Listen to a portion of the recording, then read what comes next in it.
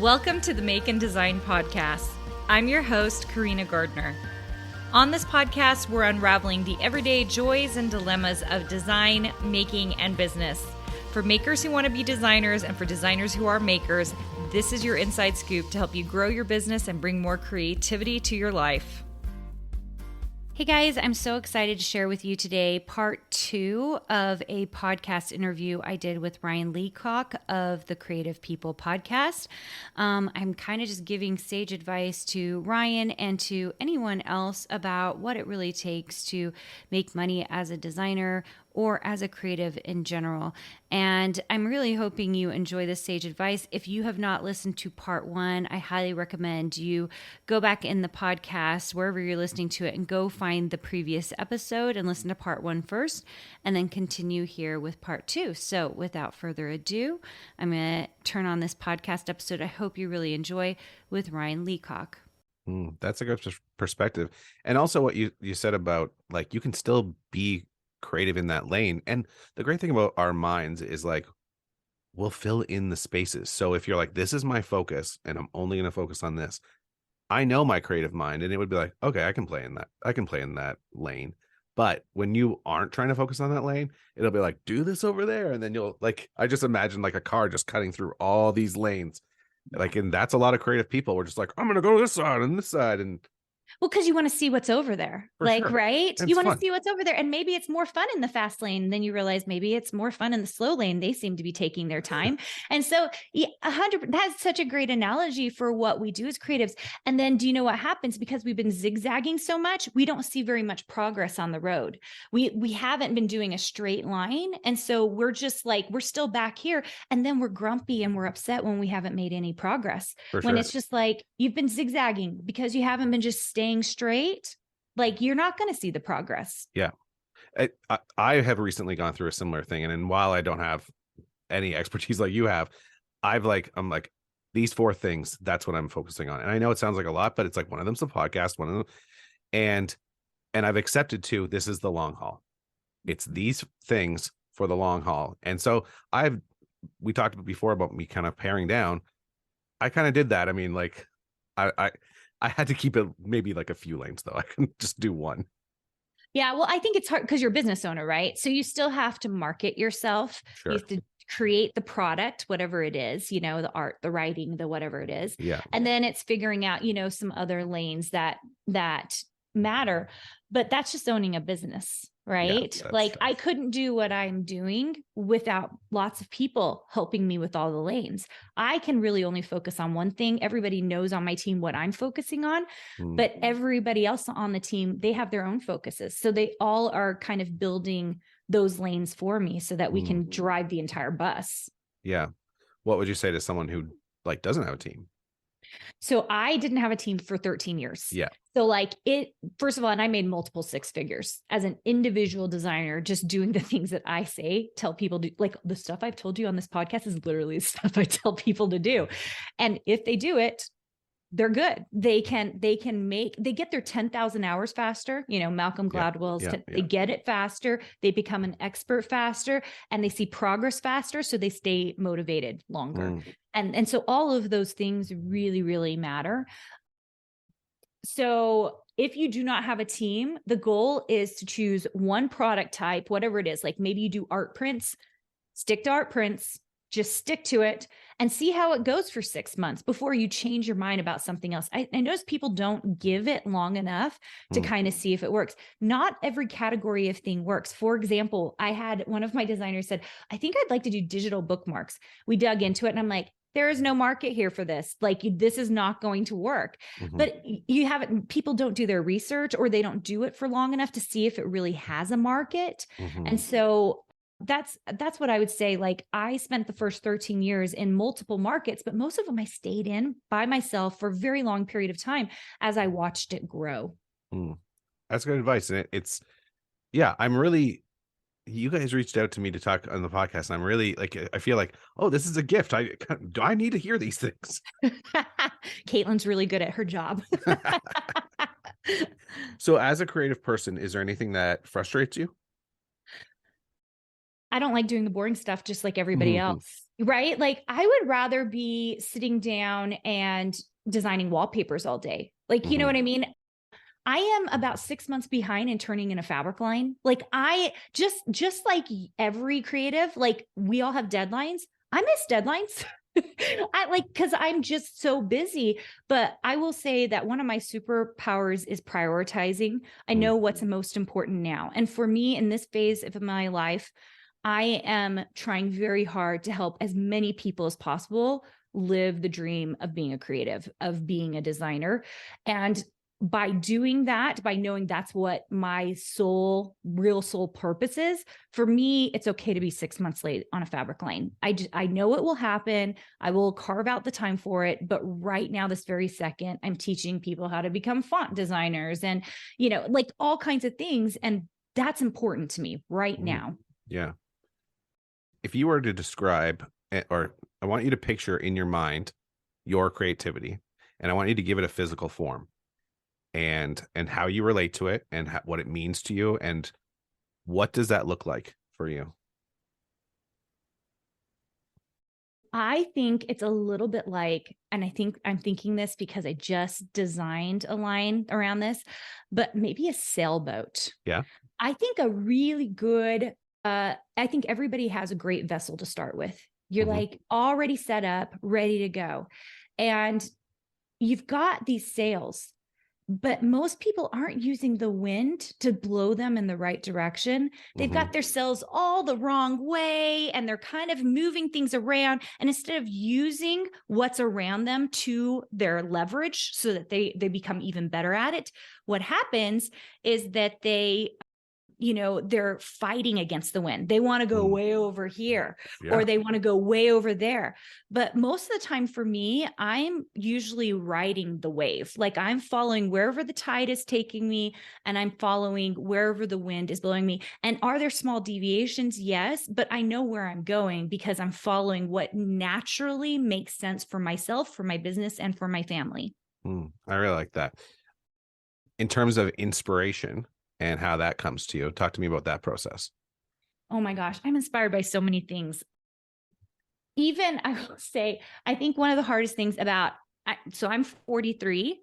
I have a 19-year-old who's, the animator, and, she'll show me things and I'll be like, oh my gosh, like I had no idea that was even possible. Yeah. Or we actually have one 19-year-old in our program, which is crazy. She has this, we were able to get her a huge mural installation that she did, made a ton of money off of it. It was insane.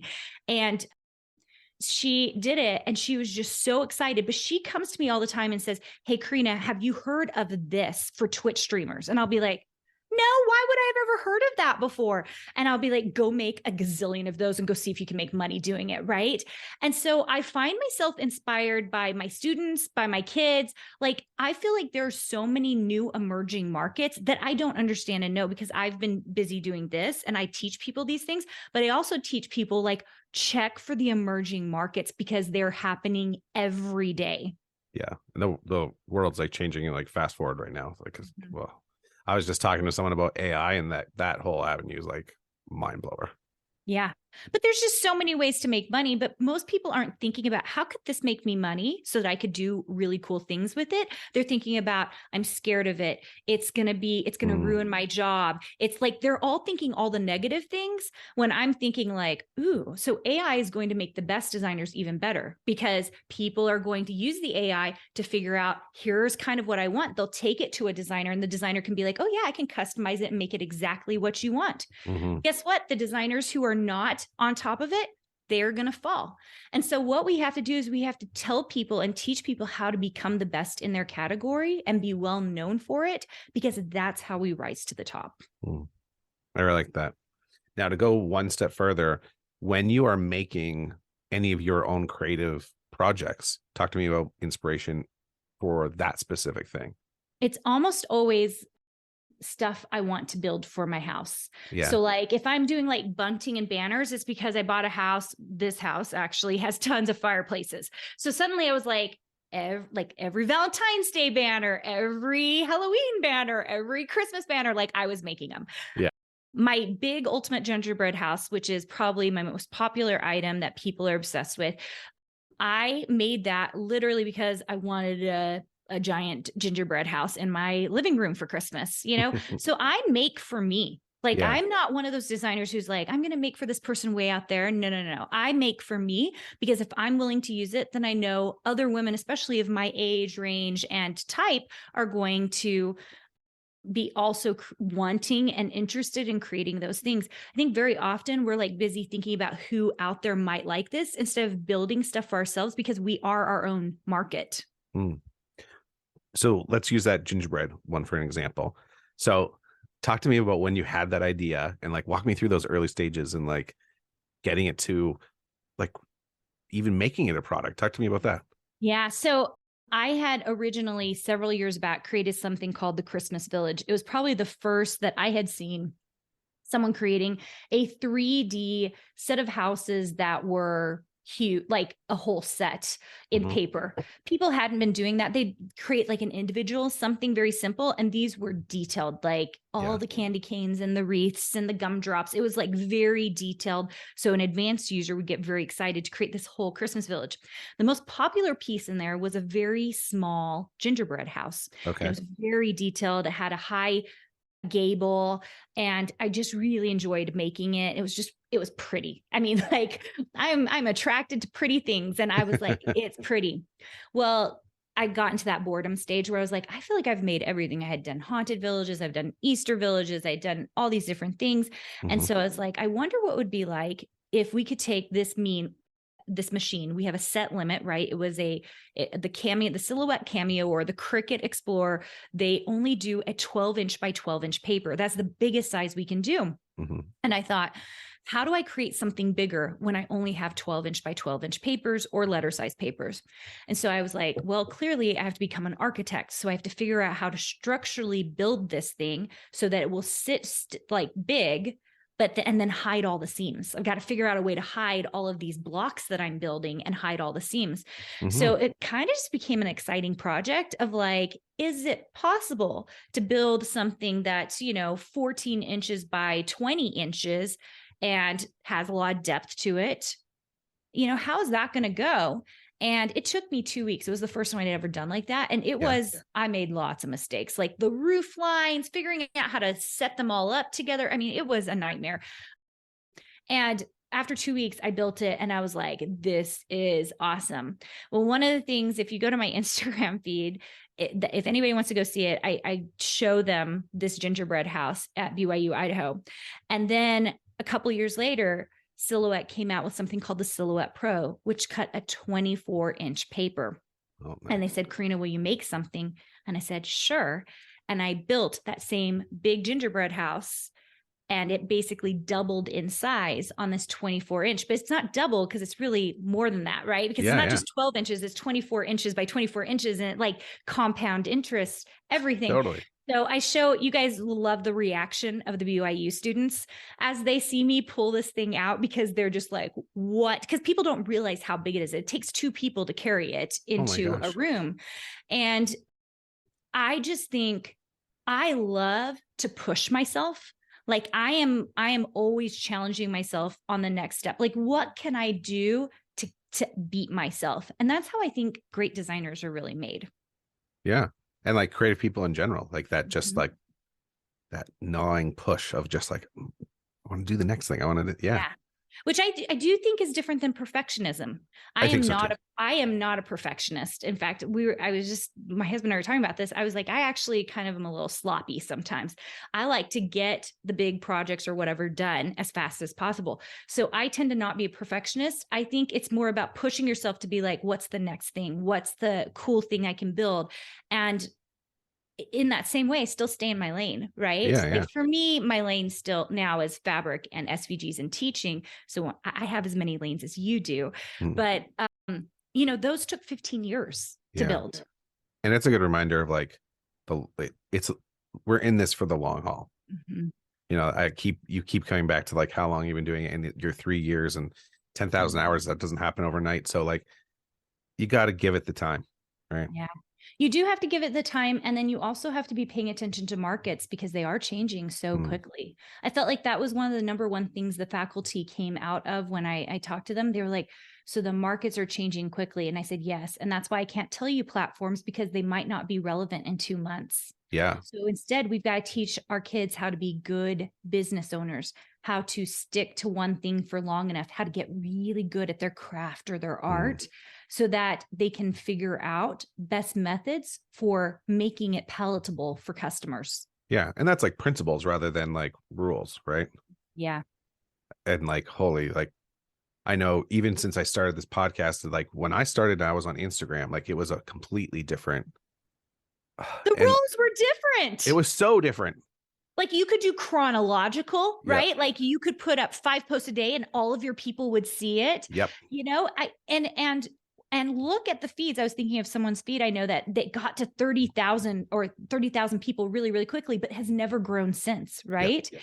So it's like, if you're not adaptable and you're not doing it quick enough, like, man, this is not a world where you get to stay stagnant. Yeah.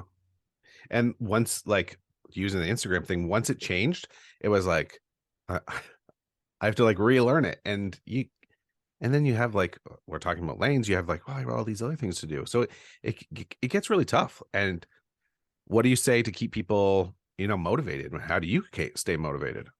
I think that's part of the reason we ended up. So my program, actually, when we originally started, it was 6 months, and we just found that they would fall off. So we kept them. Now we keep them for a whole year. And I tell them there's a reason we send kids to university for 4 years.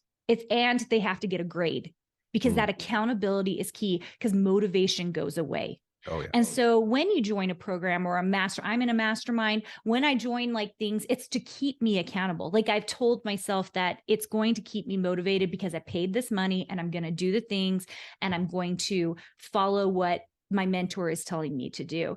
And so I think very often we think we can do it by ourselves, but I was thinking about myself over the years. I've never done it by myself. I've always had a creative director. I've always had a CEO of a fabric company to talk to. I've always had a CEO of a scrapbooking company that I meet with once a week. I've never done it by myself, really and truly. I mean, yes, you're designing by yourself, but at the end of the day, most people thrive from getting some kind of mentorship. They thrive from community and friendships, right? Because it encourages you and gets you excited. And so I think as creatives, we need those things more than people realize.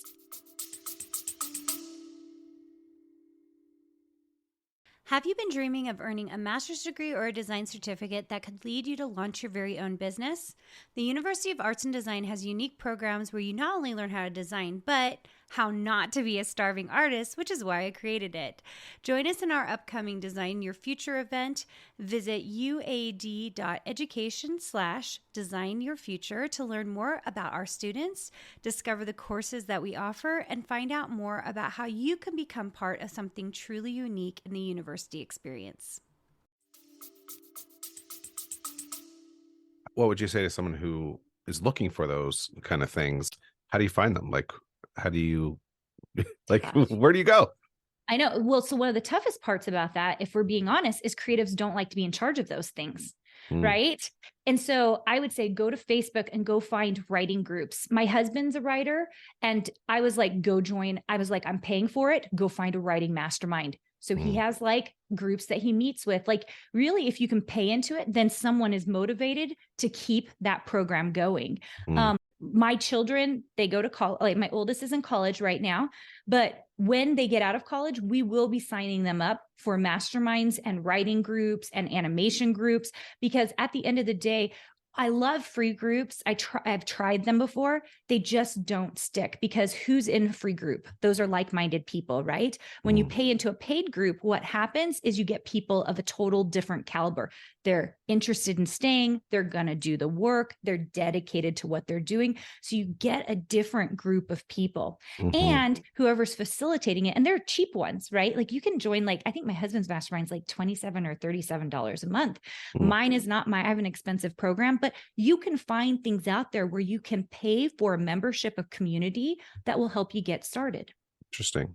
And like, yeah, I would love to hear some, like, if you have any suggestions, like maybe we can like send some my way, because it's just really interesting, because so many creatives do think like, You look around at the people around you, and sometimes you're the only one who has this like burning desire to like do Desire. more. It's because you are alone in Toronto doing it, right? Yeah, yeah. I'm in Salt Lake or I'm in Sandy, Utah, and my people are in Australia and in Britain and all over the United States and in Canada and in Mexico. And here's the thing, it's hard to find the people right here.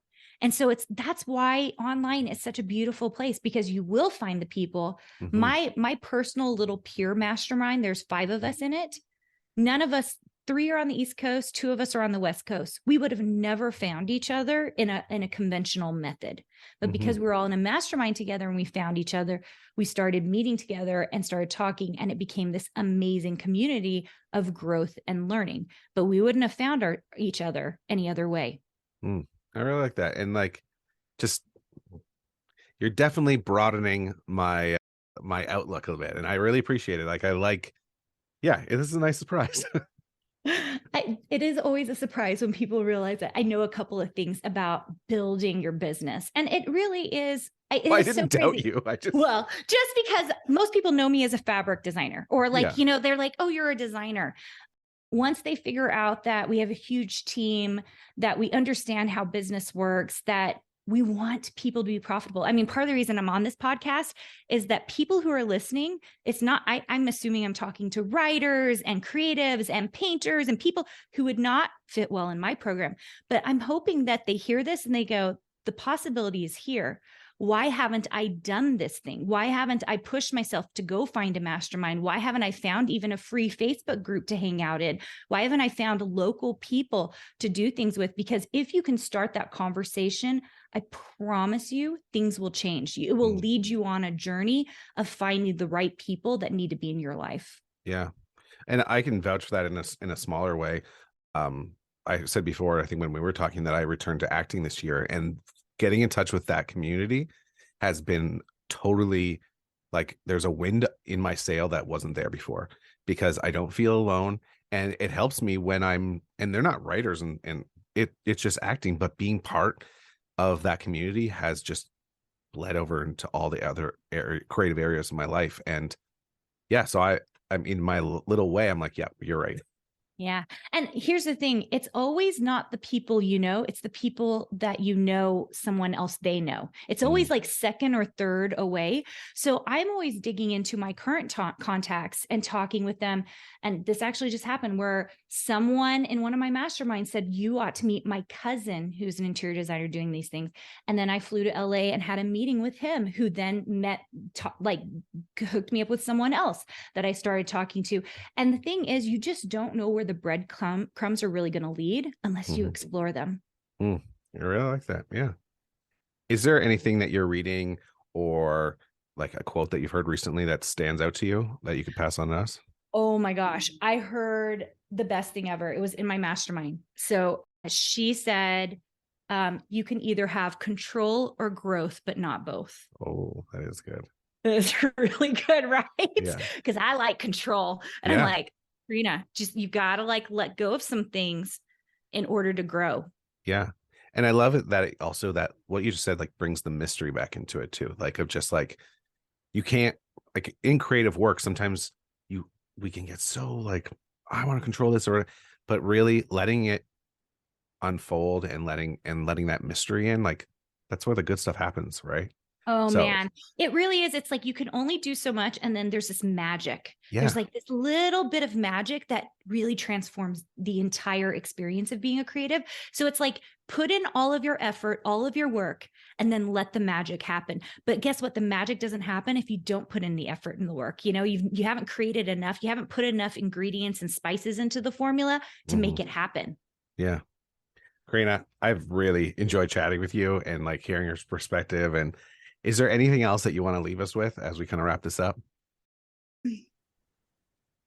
I think that if you are someone who is extremely, extremely creative, the only thing that you might be missing is understanding sales. That's it. And so it's like deterring you from doing what you want to do with 90% of your time by simply doing this little 10% to get you to the next level. So you can do it full time, right? Or do it however much you want in your life.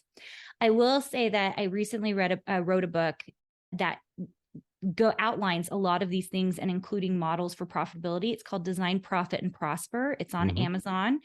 Get your hands on it if you're interested in sales, because it really talks about, even if you're creative, if you're a writer, you can read this. And just so you guys know, writers, I met someone in a mastermind who makes $500,000 a year just writing, and they're not super well known, and they use very, very ordinary channels. And that's the thing, like most people don't know what the possibilities are just because they haven't met someone who's already done it. I love that. And we'll definitely check out the show notes, and we'll put the link in there to the book, and I want to check it out. So yeah, thank you so much. You've really kind of opened up my perspective today, and I think it came at a good time. You know, I think there's two, I was so afraid of the ditch of like money that I might have defaulted to be like, that bogs me down. I need to focus on it. But it doesn't need to, is what I'm hearing. It's just about focus and about being deliberate. And yeah, I found that really inspiring. Yeah. And make it feel easier. I think people feel like the money part's hard. It actually can feel easy if you want it to be. Interesting. Well, thank you so much. I'm really glad you were on the podcast today. So glad to have been here.